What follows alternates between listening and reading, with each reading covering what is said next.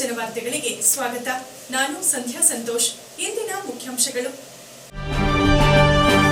ರಾಜ್ಯದಲ್ಲಿ ಮುಂಗಾರು ಸ್ಥಿತಿಗತಿ ಅರಿಯುವ ಸಲುವಾಗಿ ಕೃಷಿ ಸಚಿವರಿಂದ ರಾಜ್ಯ ಪ್ರವಾಸ, ತಾಲೂಕಿನ ಹಳ್ಳಿಗಳಿಗೆ ಭೇಟಿ, ರೈತರೊಂದಿಗೆ ಚರ್ಚೆ, ವಿವಿಧ ಬೆಳೆಗಳ ಯಾಂತ್ರೀಕೃತ ಬಿತ್ತನೆ ಕುರಿತಾಗಿ ಪ್ರಾತ್ಯಕ್ಷಿಕೆ, ಸ್ವತಃ ಟ್ರ್ಯಾಕ್ಟರ್ ಚಲಾಯಿಸಿ ಬೀಜ ಬಿತ್ತನೆ ಮಾಡಿದ ಸಚಿವರು, ಕೃಷಿ ಇಲಾಖೆಯಿಂದ ಸಿಗುವ ಸವಲತ್ತಿನೊಂದಿಗೆ ಮಾಹಿತಿಯನ್ನ ರೈತರು ತಿಳಿಯಬೇಕೆಂದ ಅವರು. ಗ್ರಾಮ ದೇವತೆ ಒಳಗೇರಮ್ಮನಿಗೆ ನೂತನ ರಥ ನಿರ್ಮಾಣ, ಜುಲೈ 14ರ ಭಾನುವಾರದಂದು ಲೋಕಾರ್ಪಣೆಯ ನಿಮಿತ್ತ ದೇವಾಲಯದಲ್ಲಿ ವಿವಿಧ ಪೂಜಾ ಕಾರ್ಯಗಳು, ನವಚಂಡಿಕಾ ಹೋಮ, ಅನ್ನದಾಸೋಹ ಹಮ್ಮಿಕೊಳ್ಳಲಾಗಿದೆ ಎಂದ ರಥ ನಿರ್ಮಾಣ ಸಮಿತಿ. ಸಾರ್ವಜನಿಕರಿಗೆ ಶೀಘ್ರ ಸವಲತ್ತು ಕೊಡಬೇಕಾದದ್ದು ಸರ್ಕಾರಿ ನೌಕರರ ಕರ್ತವ್ಯವೆಂದ ಲೋಕಾಯುಕ್ತ ಪೊಲೀಸ್ನವರು.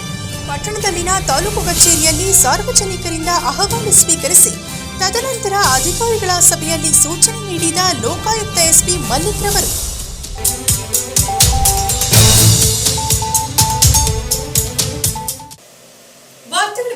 ಮುಂಗಾರು ಸ್ಥಿತಿಗತಿ ಅರಿಯುವ ಸಲುವಾಗಿ ಕೃಷಿ ಸಚಿವರು ಮೈಸೂರು ವಿಭಾಗೀಯ ಮಟ್ಟದ ಕೃಷಿ ಅಧಿಕಾರಿಗಳ ಸಭೆಯನ್ನು ಹಾಸನ ಜಿಲ್ಲಾ ಕೇಂದ್ರದಲ್ಲಿ ನಡೆಸುತ್ತಿದ್ದು, ಅಲ್ಲಿಗೆ ತೆರಳುವ ವೇಳೆ ರಾಜ್ಯದ ಕೃಷಿ ಸಚಿವರಾದ ಎನ್ ಚಲುವರಾಯಸ್ವಾಮಿ ಅವರು ತಾಲೂಕಿನ ದಂಡಿಗನಹಳ್ಳಿ ಹೋಬಳಿ, ಕುಂದೂರು, ತಿಮ್ಲಾಪುರ ಗ್ರಾಮಗಳಿಗೆ ಭೇಟಿ ನೀಡಿ ಯಾಂತ್ರೀಕರಣದ ಮೂಲಕ ವಿವಿಧ ಬೆಳೆಗಳ ಬಿತ್ತನೆ ಕಾರ್ಯ, ಬೆಳೆಗಳಿಗೆ ಔಷಧಿ ಸಿಂಪಡಣೆ ಕುರಿತಾಗಿ ಇಲಾಖೆ ನಡೆಸಿದ ಪ್ರಾತ್ಯಕ್ಷಿತೆಯಲ್ಲಿ ಭಾಗವಹಿಸಿದ್ದರು. ರಾಜ್ಯದಲ್ಲಿ ಮುಂಗಾರು ಆರಂಭವಾದ ಹಿನ್ನೆಲೆಯಲ್ಲಿ ರಾಜ್ಯದ ಸ್ಥಿತಿಗತಿ ಅರಿಯುವ ಹಿನ್ನೆಲೆಯಲ್ಲಿ ರಾಜ್ಯದ ಬೆಳಗಾಂ ಭಾಗದ 7 ಜಿಲ್ಲೆಗಳು, ಗುಲ್ಬರ್ಗಾ ವಿಭಾಗ, ನಂತರ ಮೈಸೂರು ವಿಭಾಗದ 7 ಜಿಲ್ಲೆಗಳ ಮುಂಗಾರು ಸ್ಥಿತಿಗತಿ ಅರಿಯುವ ಸಲುವಾಗಿ ಹಾಸನ ಜಿಲ್ಲಾ ಕೇಂದ್ರದಲ್ಲಿ ವ್ಯಾಪ್ತಿಯ 7 ಜಿಲ್ಲೆಗಳ ಕೃಷಿ ಇಲಾಖೆ ಅಧಿಕಾರಿಗಳ ಸಭೆಯನ್ನು ಆಯೋಜಿಸಿದ್ದು, ಆ ಸಭೆಯಲ್ಲಿ ಭಾಗವಹಿಸುವ ಸಲುವಾಗಿ ತೆರಳುವ ಮಾರ್ಗ ಮಧ್ಯೆ ತಾಲೂಕಿನ ಹಳ್ಳಿಗಳಿಗೆ ಭೇಟಿ ನೀಡಿ ರೈತರ ಜಮೀನುಗಳಿಗೆ ಇಲಾಖೆ ಕೈಗೊಂಡಿದ್ದ ಸೀಡ್ ಕಮ್ ಫರ್ಟಿಲೈಸರ್ ಡ್ರಿಲ್ ಬಳಸಿ ರಾಗಿ ಬೆಳೆಯಲ್ಲಿ ಸಾಲು ಬಿತ್ತನೆ ಪ್ರಾತ್ಯಕ್ಷಿತೆ, ಮುಸುಕಿನ ಜೋಳ ಮತ್ತು ತೊಗರಿ ಬೆಳೆಯಲ್ಲಿ ಯಾಂತ್ರೀಕೃತ ಬಿತ್ತನೆ ಪ್ರಾತ್ಯಕ್ಷಿತೆಗೆ ಸ್ವಯಂ ಸಚಿವರೇ ಟ್ರ್ಯಾಕ್ಟರ್ ಚಾಲನೆ ಮಾಡುವ ಮೂಲಕ ಚಾಲನೆ ನೀಡಿ ನಂತರ ಮುಸುಕಿನ ಜೋಳದಲ್ಲಿ ಸೈನಿಕ ಹುಳುಗಳ ಹತೋಟಿಗೆ ಪವರ್ ಸ್ಪ್ರೇ ಮೂಲಕ ಔಷಧಿ ಸಿಂಪಡಣೆ ಹಾಗೂ ಡ್ರೋನ್ ಮೂಲಕ ಔಷಧಿ ಸಿಂಪಡಣೆಯ ಪ್ರಾತ್ಯಕ್ಷಿತೆಯನ್ನು ವೀಕ್ಷಿಸಿ ಅಧಿಕಾರಿಗಳಿಂದ ಮಾಹಿತಿಯನ್ನು ಪಡೆದರು. ಈ ವೇಳೆ ಮಾತನಾಡಿದ ಅವರು, ಮೈಸೂರು ವಿಭಾಗೀಯ ಮಟ್ಟದ ಸಭೆಯನ್ನು ಹಾಸನದಲ್ಲಿ ನಡೆಸುತ್ತಿದ್ದೇವೆ. ಈ ವೇಳೆ ತಾಲೂಕಿನ ರೈತರಿಗೆ ಕೃಷಿ ಇಲಾಖೆಯಿಂದ ಸಿಗುವ ಯೋಜನೆಗಳ ಕುರಿತು ತಿಳಿಸಿ ಪ್ರೋತ್ಸಾಹಿಸುವ ನಿಟ್ಟಿನಲ್ಲಿ ಕಾರ್ಯಕ್ರಮವನ್ನು ರೂಪಿಸಲಾಗಿದೆ. ಮನುಷ್ಯನಿಗೆ ಸಣ್ಣ ಸಮಸ್ಯೆ ಆದರೆ ದೇಹವನ್ನು ಪರೀಕ್ಷೆ ನಡೆಸುವ ನಾವು ಅದೇ ರೀತಿ ಮಣ್ಣಿನ ಪರೀಕ್ಷೆಯನ್ನು ನಿಯಮಿತವಾಗಿ ಮಾಡಬೇಕು. ಯಾವ ಮಣ್ಣಿಗೆ ಯಾವ ಬೆಳೆ ಸೂಕ್ತ ಎಂದು ಅರಿಯಲು ಸಾಧ್ಯವೆಂದರು. ರಾಜ್ಯದಲ್ಲಿ 3 ಲಕ್ಷ ಮಣ್ಣು ಪರೀಕ್ಷೆಗಳು ನಡೆದಿದೆ. ಇದು 5 ಲಕ್ಷದ ಗುರಿ ದಾಟಬೇಕೆಂಬುದಾಗಿ ಸಿಎಂ ಡಿಸಿಎಂಗಳು ಸೂಚನೆಯನ್ನ ನೀಡಿದ್ದಾರೆ. ಈ ಕುರಿತಾಗಿ ಶೀಘ್ರದಲ್ಲೇ ಆಪ್ ಅನ್ನು ಬಿಡುಗಡೆಗೊಳಿಸಲಿದ್ದೇವೆ ಎಂದರು. ಕಳೆದ ಬಾರಿ ಬೆಳೆ ವಿಮೆಯಡಿ ರೈತರಿಗೆ 1,700 ಕೋಟಿ ಹಣವನ್ನು ನೀಡಿದ್ದೇವೆ. ರೈತರು ಶೇಕಡಾ 2% ಪ್ರೀಮಿಯಂ ಹಣವನ್ನು ಕಟ್ಟಿದರೆ ಶೇಕಡಾ 98% ಹಣವನ್ನು ಸರ್ಕಾರ ಕಟ್ಟುತ್ತದೆ. 180 ಕೋಟಿ ರು ಹಣವನ್ನು ಕಟ್ಟಿ ರೈತರು 1,800 ಕೋಟಿ ಹಣವನ್ನು ಪಡೆದಿದ್ದಾರೆ. ಯೋಜನೆಗಳು ಯಶಸ್ವಿಯಾಗಬೇಕಾದರೆ ರೈತರಿಗೆ ಮಾಹಿತಿ ಅಗತ್ಯವೆಂದ ಸಚಿವರು, ರಾಜ್ಯದಲ್ಲಿ ಎಲ್ಲಿಯೂ ಬೀಜ, ಗೊಬ್ಬರದ ಕೊರತೆಯಾಗದ ರೀತಿಯಲ್ಲಿ ನೋಡಿಕೊಂಡಿದ್ದೇವೆ. ಆಗಸ್ಟ್ವರೆಗೂ ಬಿತ್ತನೆ ಕಾರ್ಯ ನಡೆಯುವ ಕಾರಣ ಎಲ್ಲ ರೈತ ಸಂಪರ್ಕ ಕೇಂದ್ರಗಳಲ್ಲಿ ಅಗತ್ಯ ಬೀಜ, ಗೊಬ್ಬರ ದಾಸ್ತಾನಿದೆ ಎಂದರು. ಸರ್ಕಾರ ರೈತರಿಗೆ ಸೌಲಭ್ಯ ಕೊಡುವುದಷ್ಟೇ ಅಲ್ಲದೆ ತಿಳುವಳಿಕೆ ಮಾಡುವುದು ಇಲಾಖೆಯ ಗುರಿಯಾಗಿದೆ. ಇನ್ನು ರೈತರಿಗೆ ನೀಡುವ ಸ್ಪ್ರಿಂಕ್ಲರ್, ಟಾರ್ಪಲ್, ಕೃಷಿ ಯಂತ್ರಗಳು ಸೇರಿ ಸವಲತ್ತುಗಳಲ್ಲಿ ಕಡಿತವಾಗಿರುವ ಬಗ್ಗೆ ಮಾಧ್ಯಮದವರ ಪ್ರಶ್ನೆಗೆ ಉತ್ತರಿಸಿದ ಸಚಿವರು, ಸವಲತ್ತುಗಳ ದರ ಹೆಚ್ಚಾಗಿರುವ ಕಾರಣ ಸಬ್ಸಿಡಿ ಕಡಿಮೆ ಎನಿಸುವುದು ಸಾಮಾನ್ಯ. ಈ ಬಗ್ಗೆ ರೈತರು ಸಬ್ಸಿಡಿ ಹೆಚ್ಚಳಕ್ಕೆ ಮನವಿ ಮಾಡಿದ್ದಾರೆ. ಈ ಬಗ್ಗೆ ಪರಿಶೀಲನೆಯನ್ನ ನಡೆಸುತ್ತಿದ್ದೇವೆ. ಇನ್ನು ಬಿತ್ತನೆ ಬೀಜದ ದರ ಹೆಚ್ಚಳಕ್ಕೆ ಸಂಬಂಧಿಸಿದಂತೆ ಮಾತನಾಡಿದ ಅವರು, ಕಳೆದ ಬಾರಿ ಮಳೆ ಕೊರತೆ ಇತ್ತು, ಬೀಜಗಳ ಉತ್ಪಾದನೆ ಕುಂಠಿತವಾಗಿತ್ತು. ರೈತರೇ ಬೀಜ ಉತ್ಪಾದಿಸಿರುವುದರಿಂದ ಅವರಿಗೆ ಹೆಚ್ಚಿನ ದರ ಕೊಟ್ಟು ಖರೀದಿಸಬೇಕಾಗಿದೆ. ಆದ್ದರಿಂದ ಸ್ವಲ್ಪ ಮಟ್ಟಿನ ಬೀಜದ ದರ ಹೆಚ್ಚಳವಾಗಿದೆ. ಇದು ಅಕ್ಕಪಕ್ಕದ ರಾಜ್ಯಕ್ಕೆ ಹೋಲಿಕೆ ಮಾಡಿದರೆ ನಮ್ಮಲ್ಲಿ ದರ ಕಡಿಮೆ ಇರುವುದಾಗಿ ಹೇಳಿದರು. ಈ ವೇಳೆ ಸಂಸದ ಶ್ರೇಯಸ್ ಪಟೇಲ್, ಮಾಜಿ ಎಂಎಲ್ಸಿ ಎಂಎ ಗೋಪಾಲಸ್ವಾಮಿ, ಮುಖಂಡರಾದ ಜಾವಗಲ್ ಮಂಜುನಾಥ್, ಎಂ ಶಂಕರ್, ಜಿಆರ್ ಮೂರ್ತಿ, ಗನ್ನಿ ಗಿರೀಶ್, ಕರಡೇವು ವಿಕ್ರಮ್, ಉದಯಕುಮಾರ್, ರಾಮಣ್ಣ, ಮೋಹನ್, ರಾಮಕೃಷ್ಣ, ತಾಲೂಕು ಪಂಚಾಯಿತಿ ಮಾಜಿ ಸದಸ್ಯರು, ಗ್ರಾಮ ಪಂಚಾಯಿತಿ ಹಾಲಿ ಮಾಜಿ ಸದಸ್ಯರು, ಕೃಷಿ ಇಲಾಖೆಯ ಆಯುಕ್ತರಾದ ವೈಎಸ್ ಪಾಟೀಲ್, ಕೃಷಿ ಇಲಾಖೆಯ ನಿರ್ದೇಶಕ ಪುತ್ರ, ಜಲಾನಯನ ಅಭಿವೃದ್ಧಿ ಇಲಾಖೆ ಅಧಿಕಾರಿ ಮಹೇಶ್ ಶಿರೂರು, ಡಿಎಲ್ಡಿಬಿ ನಿರ್ದೇಶಕ ಪದ್ಮಯ್ಯ ನಾಯಕ್, ಜಂಟಿ ನಿರ್ದೇಶಕಿ ರಾಜಸುಲೋಚನಾ, ಉಪ ಕೃಷಿ ನಿರ್ದೇಶಕರಾದ ಅಶೋಕ್ ಕೋಕಿಲ, ಕೃಷಿ ಸಹಾಯಕ ನಿರ್ದೇಶಕರಾದ ಎಂಎಸ್ ಜನಾರ್ದನ್ ಸೇರಿ ಇತರರಿದ್ದರು. ಜಿಲ್ಲೆಯ ಡಿವಿಷನ್ ಲೆವೆಲ್ ಮೀಟಿಂಗ್ನ ಇಲ್ಲಿ ಮಾಡ್ತಾ ಇದ್ದೀನಿ. ಆ ಸಂದರ್ಭದಲ್ಲಿ ಚನ್ನರಾಯಪಟ್ಟಣ ತಾಲೂಕು ಮತ್ತು ಹೊಳೆಹೊಸಪುರ ಕ್ಷೇತ್ರ ಇದು. ನಮ್ಮ ಲೋಕಸಭಾ ಸದಸ್ಯರು ಸಹ ಈ ಭಾಗದಲ್ಲಿ ಒಂದು ಸ್ವಲ್ಪ ರೈತರಿಗೆ ಹೆಚ್ಚು ನಮ್ಮ ಕೃಷಿ ಇಲಾಖೆಯಿಂದ ಏನೆಲ್ಲ ಪ್ರೋತ್ಸಾಹ ಕೊಡಲಿಕ್ಕೆ ಅವಕಾಶಗಳಿದೆ ಅನ್ನೋದು ರೈತರಿಗೆ ತಿಳಿಸ್ಬೇಕು ಅನ್ನೋ ಆಸಕ್ತಿಯಿಂದ ನಮ್ಮ ಗೋಪಾಲ ಸ್ವಾಮಿ ಮತ್ತು ಶ್ರೇಯಸ್ ಪಟೇಲ್ ಎಲ್ಲ ಹೇಳಿದರು. ಹಾಗಾಗಿ ಇಲ್ಲಿ ನಮ್ಮ ಅಧಿಕಾರಿಗಳಿಗೆ ವಿಸಿಟ್ ಮಾಡಿ ಈ ಭಾಗದ ಹೆಚ್ಚು ನಮ್ಮ ಕೃಷಿ ಇಲಾಖೆಯಿಂದ ರೈತರಿಗೆ ಅನುಕೂಲ ಆಗುವಂಥ ವಿಚಾರವನ್ನು ತಿಳಿಸ್ತಕ್ಕಂಥದ್ದು ಅಟ್ಟೆ ಈ ವಿಸಿಟಿನ ಕೆಲಸ. ಇವತ್ತಿನ ಸ್ಥಿತಿಗತಿಗಳ ಬಗ್ಗೆ ಈಗ ನಾವು ಮಣ್ಣನ್ನು ನಾನೊಂದು ವಿಡಿಯೋ ಕೊಟ್ಟೆ, ನೀವು ನೋಡಿರ್ಬೋದು. ಏನಾಗುತ್ತೆ, ನಾವು ಯಾವುದೇ ಒಂದು ಸಣ್ಣ ಸಮಸ್ಯೆ ಆದರೂ ನಮ್ಮ ದೇಹಕ್ಕೆ ನಾವು ಟೆಸ್ಟ್ ಮಾಡ್ಸೋಕೆ ಹೋಗ್ತೀವಿ. ಬ್ಲಡ್ ಟೆಸ್ಟ್ ಮಾಡಿಸ್ತೀವಿ, ಶುಗರ್ ಚೆಕ್ ಮಾಡಿಸ್ತೀವಿ, BP ಚೆಕ್ ಮಾಡಿಸ್ತೀವಿ ಎಲ್ಲ. ಅದೇ ರೀತಿ ಮಣ್ಣನ್ನು ಸಹ ನೀವು ಟೆಸ್ಟನ್ನು ಮಾಡ್ತಾ ಹೋದರೆ ಆವಾಗ ನಿಮಗೆ ಬೆಳೆ ಬಗ್ಗೆ ನೀವು ಯಾವ್ದು ಹಾಕಬೇಕು, ಅದ್ರ ಬಂದ ಏನು ಎಫೆಕ್ಟ್ ಆಗುತ್ತೆ, ಯಾವ ಮಣ್ಣಲ್ಲಿ ನಾವು ಹೆಚ್ಚು ಯಾವ ಬೆಳೆನ ಬೆಳಿಬೋದು, ಇವೆಲ್ಲ ನಿಮಗೆ ತಿಳುವಳಿಕೆ ಗೊತ್ತಾಗಬೇಕು ಅಂತ ಅಂದರೆ ನಮ್ಮ ಅಧಿಕಾರಿಗಳನ್ನ ಯೂನಿವರ್ಸಿಟಿ ಸೈನ್ಸ್ ಸಿಸ್ಟಮ್ನ ಲ್ಯಾಬನ್ನು ಉಪಯೋಗಿಸ್ಕೊಂಡು ನೀವೆಲ್ಲರೂ ಸಹ ಮಾಡಬೇಕು. ಈಗ ನಾವು 3 ಲಕ್ಷ ಇಲ್ಲಿವರೆಗೆ ಸ್ಯಾಂಪಲ್ ಟೆಸ್ಟ್ ಮಾಡ್ತೀವಿ ಇಡೀ ರಾಜ್ಯದಲ್ಲಿ. ನಾವೀಗ 5 ಲಕ್ಷ ಸ್ಯಾಂಪಲ್ ಮಾಡಬೇಕು ಅನ್ನೋ ತೀರ್ಮಾನಕ್ಕೆ ಮುಖ್ಯಮಂತ್ರಿಗಳು, ಉಪಮುಖ್ಯಮಂತ್ರಿಗಳು, ನಾನು ಎಲ್ಲ ತೀರ್ಮಾನ ತಗೊಂಡಿದ್ದೀವಿ. ಒಂದು ಆ್ಯಪನ್ನು ಸಹ ಇಂಟ್ರೊಡ್ಯೂಸ್ ಮಾಡ್ತಾ ಇದ್ದೀವಿ. ಅದು ಸದ್ಯದಲ್ಲೇ ಮುಖ್ಯಮಂತ್ರಿಗಳು, ಉಪಮುಖ್ಯಮಂತ್ರಿಗಳ ಸಮ್ಮುಖದಲ್ಲಿ ಆ್ಯಪನ್ನು ಇಂಟ್ರೊಡ್ಯೂಸ್ ಮಾಡ್ತೀವಿ. ಅದರದ ಉಪಯೋಗ ಹೆಚ್ಚಾಗಬೇಕು. ಕಳೆದ ಬಾರಿ ನಾವು ಇನ್ಶೂರೆನ್ಸಲ್ಲಿ 1700ರಿಂದ 1700 ಕೋಟಿ ಕೊಟ್ಟಿದ್ದೀವಿ. ಇನ್ನೂ ಒಂದು 100 ಕೋಟಿ ಹೆಚ್ಚು ಆಗ್ಬೋದು. ನೀವು 2% ಅಷ್ಟೇ ರೈತರು ಹೊಂದಿಕೆ ಆಗ್ತಿತ್ತು. 98% ಸರ್ಕಾರ ದುಡ್ಡು ಕಟ್ತಾ ಇರೋದು ಪ್ರೀಮಿಯಮ್ಗೆ. ಈಗ 180 ಕೋಟಿ ಇಡೀ ರಾಜ್ಯದಲ್ಲಿ ರೈತರು ಕಟ್ಟಿರೋದು. ಈಗ ರಿಟರ್ನ್ ಬಂದಿರೋದು 1700 ಕೋಟಿ. ಇನ್ನೂ ಒಂದು 100 ಕೋಟಿ 150 ಕೋಟಿ ಆಗುತ್ತೆ. ಈ ಥರದ್ದೆಲ್ಲ ರೈತರಿಗೆ ಮಾಹಿತಿ ಇದ್ದರೆ ಮಾತ್ರ ಆಗುತ್ತೆ. ಈಗ ನಾವು ಬೀದ ದೊಡ್ಡ ಪ್ರಮಾಣದಲ್ಲಿ ಹಿನ್ನೆಲೆ ಆಯಿತು ಅವರಿಗೆ. ಅದಾದಮೇಲೆ ಪಾರ್ಲಿಮೆಂಟ್ ಚುನಾವಣೆ 28ಕ್ಕೆ ಅದು ಜನತಾದಳ ಮತ್ತು BJP ಸೇರಿದ ಮೇಲೆ ನಾವು ಅವಾಗ ಅವರು ನಮ್ಮದು ಒಂದೇ ಇದ್ದಿದ್ದು 28ರಲ್ಲಿ. ಒಂದು ಇಂಡಿಪೆಂಡೆಂಟು, ಒಂದು ಜನತಾದಳ, ಇನ್ನು ಉಳಿದಿರ್ತಕ್ಕಂಥದ್ದು ಎಲ್ಲ BJP ಇತ್ತು. ಅವೆಲ್ಲ ಸೇರಿದ್ರೆ 27 ನಾವು ಹೊಂದಿದ್ದು. ಅವ್ರು ಏನು ಮಾಡಿದ್ರು, 28 ಗೆಲ್ತೀವಿ ಅಂತ ಹೋಗಿ ಮೋದಿಯವರಿಗೆ ಪ್ರಾಮಿಸ್ ಮಾಡಿದ್ರು. ಆಕಸ್ಮಿಕ ಸೋತ್ಬಿಟ್ಟಿದ್ದೀವಿ ನಾವು, ಮುಂದೆ ಪಾರ್ಲಿಮೆಂಟಿಗೆ ಕೊಡ್ತೀವಿ ಅಂತ. ಅಲ್ಲೂ ಕಡಿಮೆ ಆಗ್ಬಿಡ್ತು, 17ಕ್ಕೆ ಬಂದ್ಬಿಡ್ತಲ್ಲ ಇಬ್ಬರು ಸೇರ್ಕೊಂಡು. ಅದಕ್ಕೆ ಏನಾಗುತ್ತೆ, ಇಲ್ಲದ ಪಲ್ಲದ ಹುಡುಕ್ತಾರೆ. ಏನು ಈಗ ನಾವು ಕೆಲಸ ಮಾಡ್ತೀವಿ ರೈತರ ವಿಚಾರದಲ್ಲಿ, ಬರಗಾಲ ಇದ್ದರೂ ಅವ್ರು ದುಡ್ಡು ಕೊಡಲಿಲ್ಲ. ನೀವು ಅದನ್ನೇನು ಬರೆಯೋದೇ ಇಲ್ವಲ್ಲ.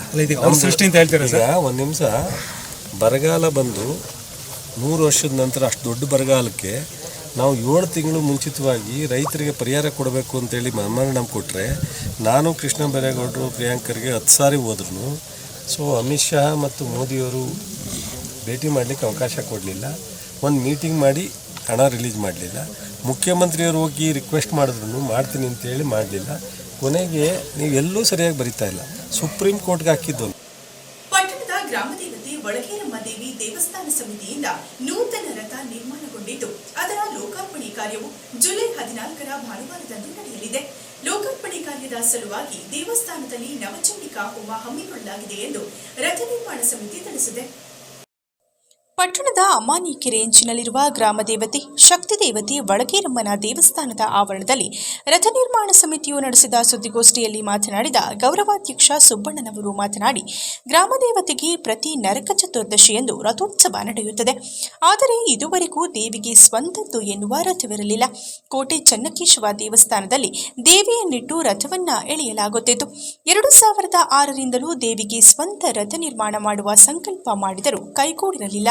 ಇದೀಗ ರಥ ನಿರ್ಮಾಣ ಸಮಿತಿಯನ್ನ ರಚಿಸಿ ನಿರ್ದಿಷ್ಟ ಕಾಲಘಟ್ಟದಲ್ಲಿ ರಥ ನಿರ್ಮಿಸಲೇಬೇಕೆಂದು ನಿರ್ಧರಿಸಿ ಇದೀಗ 16 ಲಕ್ಷ ರು ವೆಚ್ಚದಲ್ಲಿ ಅತ್ಯಂತ ಸುಂದರವಾಗಿ ರಥವನ್ನ ನಿರ್ಮಿಸಲಾಗಿದೆ.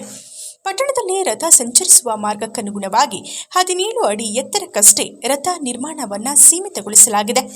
ಬಾಗೆ ಮರ, ಗೊಬ್ಬಳಿ ಮರ, ತೇಗ, ಹೊನ್ನೆ, ಬೇವಿನ ಮರವನ್ನ ರಥಕ್ಕೆ ಬಳಸಲಾಗಿದೆ ಎಂದರು. ಹಳೆ ರಥದ ರೀತಿಯಲ್ಲಿ ವರ ವಿನ್ಯಾಸಗೊಳಿಸಲಾಗಿದೆ. ಟಿ ನರಸೀಪುರದ ವ್ಯಾಸರಾಯಪುರದ ಶಿಲ್ಪಿಗಳಾದ ಸ್ವಾಮಿ ಆಚಾರ್ಯಗಳು ಅಚ್ಚುಕಟ್ಟಾಗಿ ನಿರ್ಮಿಸಿಕೊಟ್ಟಿದ್ದಾರೆ. ರಥ ನಿರ್ಮಾಣಕ್ಕಾಗಿ ರಾಜ್ಯದ 160ಕ್ಕೂ ಹೆಚ್ಚು ಗ್ರಾಮಗಳಿಗೆ ಭೇಟಿ ನೀಡಿ 6,000 ಮನೆಗಳ ಸಂಪರ್ಕ ಮಾಡಿ ದೇವಿಯನ್ನ ಆರಾಧಿಸುವ ರಾಜ್ಯದಲ್ಲಿರುವ ಭಕ್ತರಿಂದ ದೇಣಿಗೆಯನ್ನ ಪಡೆದು ರಥವನ್ನು ನಿರ್ಮಿಸಲಾಗಿದೆ. ನಾವು ನಿರೀಕ್ಷೆ ಮಾಡಿದ್ದಕ್ಕಿಂತ ಹೆಚ್ಚಾಗಿ ಜನರಿಂದ ಹಣ ಕ್ರೋಢೀಕೃತವಾಗಿದೆ. ಇದು ದೇವಿಯ ಮಹಾತ್ಮೆ. ಇನ್ನು ರಥದ ಮನೆ ನಿರ್ಮಾಣವನ್ನು ಕ್ಷೇತ್ರದ ಶಾಸಕರಾದ ಸಿಎನ್ ಬಾಲಕೃಷ್ಣರವರು ಮಾಡಿಸಿಕೊಟ್ಟಿದ್ದಾರೆ ಎಂದರು. ಇನ್ನು ರಥದ ಲೋಕಾರ್ಪಣೆ ಸಲುವಾಗಿ ಜುಲೈ 17ರ ಭಾನುವಾರದಂದು ಬೆಳಗ್ಗೆ 6 ಗಂಟೆಗೆ ಪುಣ್ಯಾಹ ನಾಂದಿ, ಕಳಶ ಸ್ಥಾಪನೆ, ಗಣಪತಿ ನವಗ್ರಹ, ಮೃತ್ಯುಂಜಯ ವಾಸ್ತು ಹೋಮ ಹವನಾದಿಗಳು ನಡೆದು 8 ಗಂಟೆಗೆ ದೇವರಿಗೆ ಪಂಚಾಮೃತ ಅಭಿಷೇಕ, ಭಜನೆ ನಡೆಸಲಾಗುತ್ತದೆ. ಸನ್ನಿಧಿಯಲ್ಲಿ ನವಚಂಡಿಕಾ ಹೋಮ ನಡೆಸಿ ಪುಣ್ಯಾಹುತಿ ತರುವಾಯ ನೂತನ ರಥ ಸಮರ್ಪಣೆ ಮತ್ತು ದೇವಾಲಯದ ಸುತ್ತ ದಿವ್ಯ ರಥೋತ್ಸವ ನಡೆಯಲಿದೆ. 4,000 ಭಕ್ತಾದಿಗಳಿಗೆ ಅನ್ನ ಸಂತರ್ಪಣೆ ಏರ್ಪಡಿಸಲಾಗಿದೆ ಎಂದರು. ಸುದ್ದಿಗೋಷ್ಠಿಯಲ್ಲಿ ಸಮಿತಿಯ ಅಧ್ಯಕ್ಷರಾದ ಸಿಆರ್ ನಂಜುಂಡಸ್ವಾಮಿ, ಕಾರ್ಯದರ್ಶಿ ಸಿಎನ್ ಸೀತಾರಾಮ್, ನಿರ್ದೇಶಕರುಗಳಾದ ಮಂಜು ಹೆಬ್ಬಾರ್, ರಘು ಶಾಮಿಯಾನ, ಧೀರಜ್ ಬಾಬು, ಉಮೇಶ್, ಮಹೇಶ್, ಬಾಬು ಸೇರಿ ಇತರರಿದ್ದರು. ಅಲ್ಲಿಂದ ಪ್ರಾರಂಭ ಆಯಿತು. ಆದರೆ ಮೊದಲ ದೇಣಿಗೆ ರಥ ನಿರ್ಮಾಣಕ್ಕೆ ಬಂದಿದ್ದು ಸಿಡಿ ಹಬ್ಬದ ದಿವಸ ಸಿಡಿ ಮರ ಹತ್ತತಕ್ಕಂಥ ವೀರಭದ್ರ ಏನಿದ್ದಾರೆ, ನಮ್ಮ ಶ್ರೀಯುತ ವೀರಭದ್ರ ಅವರವರು, ಅವರ ಮಕ್ಕಳಿಂದ ಮೊದಲ ದೇಣಿಗೆ 10,000 ರೂಪಾಯಿ. ಅಲ್ಲಿಂದ ನಮ್ಮ ರಥ ನಿರ್ಮಾಣದ ಕಾರ್ಯಕ್ಕೆ ಚಾಲನೆ ಕೊಟ್ಟಾಗ ನಮಗೊಂದು ಉತ್ಸಾಹ ಬಂತು. ಖಂಡಿತ ಈ ಕೆಲಸ ನಾವು ಅಂದುಕೊಂಡ ಸಮಯಕ್ಕೆ ಮುಂಚಿತವಾಗಿ ಮುಗಿಯುತ್ತೆ. ಪ್ರಾರಂಭ ಮಾಡಿದಾಗ ತುಂಬ ಜನ ನಮ್ಮನ್ನು ಕಾದು ಹೇಳಿದ್ರು, ಇದೆಲ್ಲಿ ಮಾಡಲಿಕ್ಕಾಗುತ್ತೆ, 15 ಲಕ್ಷ ರೂಪಾಯಿ ಆಗುತ್ತೆ ರಥಕ್ಕೆ, ನಿಮ್ಮ ಕೈಯಲ್ಲಿ ಮಾಡೋಕ್ಕಾಗುತ್ತೆ, ಯಾರು ದುಡ್ಡು ಕೊಡ್ತಾರೆ? ಈ ತರಹದ ಅನುತ್ತೇಜಕರವಾದ ಮಾತುಗಳೇ ಬಂತು. ಆದರೆ ಈ ಹಂತದಲ್ಲಿ ನಾನು ಒಂದು ವಿಷಯವನ್ನು ತಮ್ಮ ಗಮನಕ್ಕೆ ತರೋದಕ್ಕೆ ಪ್ರಯತ್ನ ಪಡ್ತೀನಿ. 160ಕ್ಕೂ ಹೆಚ್ಚು ಗ್ರಾಮಗಳನ್ನು ನಾವು ಸಂಪರ್ಕ ಮಾಡಿದ್ವಿ. 160 ಗ್ರಾಮಗಳ ಮೂಲಕ ಬಹುತೇಕ 6,000 ವಸತಿಗಳನ್ನು, ಮನೆಗಳನ್ನು ಸಂಪರ್ಕ ಮಾಡಿದ್ವಿ. ಅವರ ಎಲ್ಲರ ವೈಯಕ್ತಿಕ ಫೋನ್ ನಂಬರ್ ಮತ್ತು ವಿಳಾಸ ನಮ್ಮ ಹತ್ರ ಇದೆ. ಇಡೀ ಕರ್ನಾಟಕದಲ್ಲಿ ನಾವು ಹೋಗಿರತಕ್ಕಂಥ ಕೆಲವೇ ಜಿಲ್ಲೆಗಳು, ಗದಗದ ತನಕ ಹೋಗಿದ್ದೀವಿ, ಈ ಕಡೆ ಶಿವಮೊಗ್ಗ ತನಕ, ಶಿವಮೊಗ್ಗದಿಂದ ಆಚೆಗೆ ಹೋಗಿದ್ದೀವಿ, ಬೆಂಗಳೂರು, ಇನ್ನು ಬೇರೆ ಬೇರೆ ಕಡೆ ಇದ್ದಾರೆ. ನಮ್ಮ ದೇಶದಿಂದ ಹೊರಗಡೆ ಇರತಕ್ಕಂಥವ್ರನ್ನು ಸಂಪರ್ಕ ಮಾಡಿದ್ವಿ. ಅವರು ಯಾರಿಂದನೂ ನಾವು ದೇಣಿಗೆ ತಗೊಂಡಿಲ್ಲ. ಈ ದೇವರಿಗೆ, ಈ ರಥ ನಿರ್ಮಾಣಕ್ಕೆ ನಾವು ಕೇಳಿ ದೇಣಿಗೆ ತಗೊಂಡಿರೋದಕ್ಕಿಂತ ಅವ್ರ ಹಾಗೆ ಬಂದು ದೇಣಿಗೆ ಕೊಟ್ಟಿರೋದು ಜಾಸ್ತಿ. ಕುಂಚೇಕೋಡಿಹಳ್ಳಿ ಗ್ರಾಮದಲ್ಲಿ 1 ಲಕ್ಷ ರೂಪಾಯಿಗೂ ಮೀರಿದ ದೇಣಿಗೆಯನ್ನು ನಾವು ಕುಳಿತ ಜಾಗದಲ್ಲಿ ತಗೊಂಬಂದು ಕೊಟ್ಟು. ಕೇರ್ಪೇಟೆಯ ಒಂದು ಗ್ರಾಮದಲ್ಲೂ ಅಷ್ಟೇ, ಇಲ್ಲಿ ಏನೂ ಸಿಗೋಲ್ಲ ಅಂತ ಹೋದರೆ ಬರೀ ಮಂಗಳಾರತಿ ತಟ್ಟೆ ದುಡ್ಡು 86,000 ರೂಪಾಯಿ ನಮಗೆ ಬಂದಿದೆ. ಅಂದರೆ ಈ ದೇವಾಲಯದ ಭಕ್ತರು ಎಲ್ಲೆಲ್ಲಿದ್ದಾರೆ, ಎಷ್ಟು ಉದಾರವಾಗಿದ್ದಾರೆ.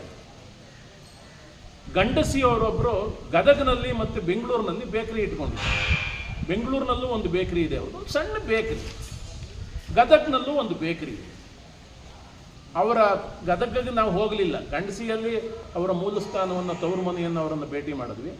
ಬೆಂಗಳೂರಿಗೆ ಬೇಕರಿಗೆ ಹೋದಾಗ ಅವ್ರ ಮನೆಗೆ ದೇವರು ತೊಗೊಂಡು ಹೋಗಿದ್ವಿ. ಅವ್ರ ಬೇಕರಿಯ ಕ್ಯಾಶ್ ಟೇಬಲ್ ಮೇಲೆ ದೇವರನ್ನಿಟ್ಟು ಪೂಜೆ ಮಾಡಿ ಅವರು ಕೊಟ್ಟ ದೇಣಿಗೆ 30,000.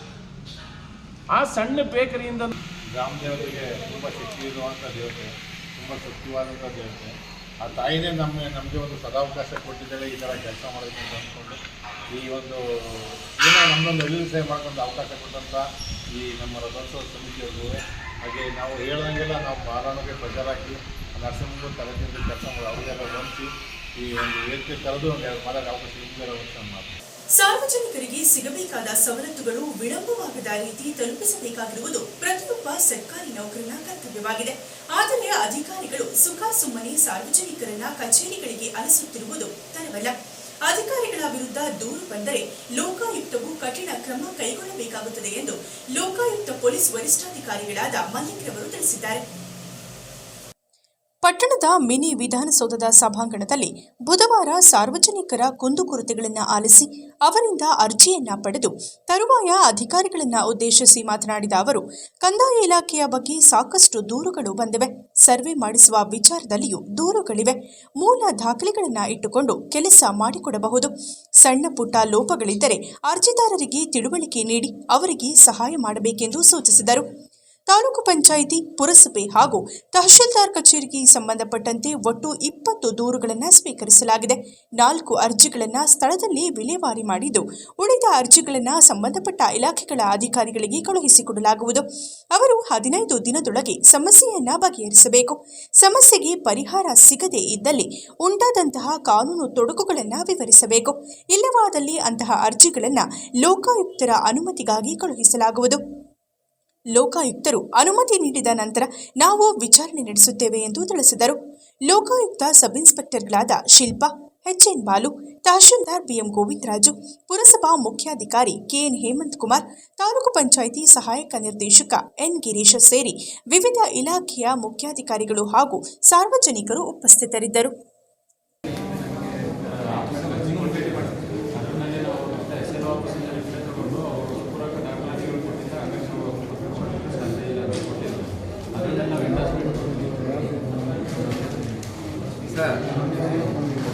ಸರ್ ಇದು ಚೆಕ್ ಮಾಡಿಸಿದೆ 12/9/2023 ವರ್ಷ ಆಯಿತು. ಪೇಮೆಂಟ್ ಆಗಿದೆ. ಕಾರ್ಯಪಾಲಕ ಇಂಜಿನಿಯರು ಪಂಚಾಯತ್ ರಾಜ್ ಇಲಾಖೆ 1 ಲಕ್ಷ ಪೇಮೆಂಟ್ ಏನು ಕರೆಸ್ಪಾಂಡ್ ಅಲ್ಲ ಇದೊಂದೇ ಸರ್ ನಮ್ಮಲ್ಲಿ ಅಪ್ಡೇಟ್ ಆಗಿರೋದು. ಮತ್ತು ಪಂಚಾಯತ್ ರಾಜ್ ಇಲಾಖೆಗೆ ಇಂಜಿನಿಯರಿಂಗ್ ಕೊಟ್ಟಿದ್ದೀವಿ. ಅವರಿಂದ ನಿಮಗೆ ಅಲ್ಲಿ ಯಾರಿಂದ ನೆನಪು ಕಳಿಸಿದ್ರೆ ಅವರು ಪೇಮೆಂಟ್ ಆಗಿರೋದು. ಎಕ್ಸಿಟಿ ಇಂಜಿನಿಯರ್ ಇವರು ಆನಂದ್ ಅಂತ ಇದ್ದಾರೆ, ಅವ್ರದ್ದು ತಾವು ಮಾತಾಡಿದ್ದಾರೆ. ಅವ್ರಿಗೆ ಕಳಿಸ್ಕೊಟ್ಟಿದ್ದಾರೆ.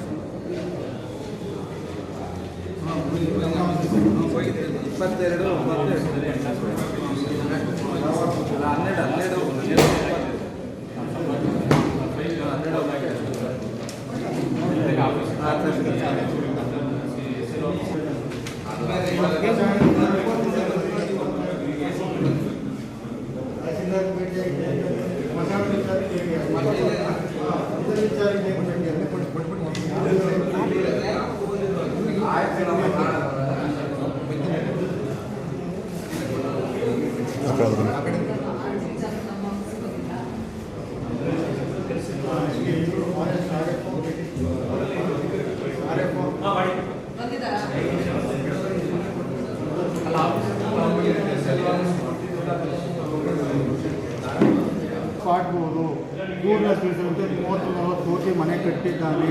ಬಿಟ್ಟರು ನಿಜ ಅದು ಹೇಳೋದು ಯಾಕೆ ಕಷ್ಟ? ಆ ಕಡೆ ಕೋಡಿ ಅವ್ರ ತೊಟ್ಟಿ ಸೇರಿದಂಗೆ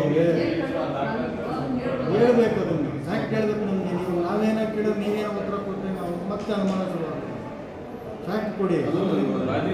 ನಿಮ್ಮ ಪವರ್ಸಲ್ಲಿ ಏನಿದೆ ಮಾಡಿ. ಈಗ ಒಬ್ಬನ ಮನೆಯ ವಸ್ತುವಿಂದ ಇನ್ನೊಬ್ಬರು ತೊಂದರೆ ಆಗುತ್ತಂದ್ರೆ ನಿಮ್ಮ ಪವರ್ಸ್ ಬರ್ತದೆ.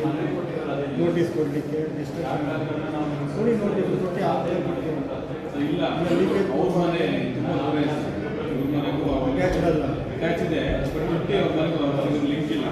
ಆಯಿತು, ಲಿಂಕೇಜ್ ಆದರೆ ಇವು ಗೋಡೆ ಡ್ಯಾಮೇಜ್ ಆಗುತ್ತೆ. ಅಂದರೆ ಮತ್ತೆ ಆಗಿಲ್ಲ ಎಲ್ಲ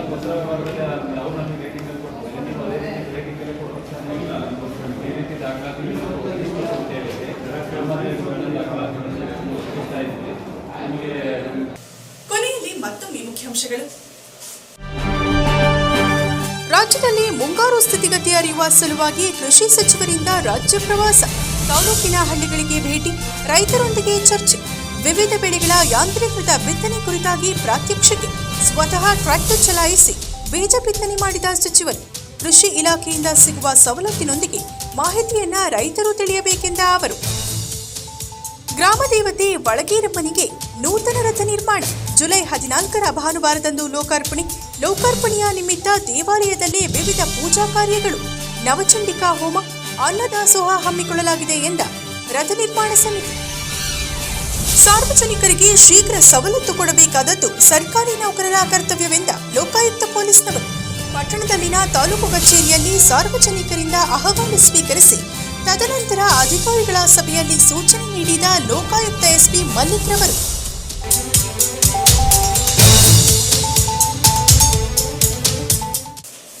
ಇದರೊಂದಿಗೆ ವಾರ್ತಾ ಪ್ರಸಾರ ಮುಕ್ತಾಯವಾಯಿತು. ಮತ್ತೆ ನಿಮ್ಮ ಭೇಟಿ ಮುಂದಿನ G4 ಜನವಾರ್ತೆಯಲ್ಲಿ. ವಂದನೆಗಳು.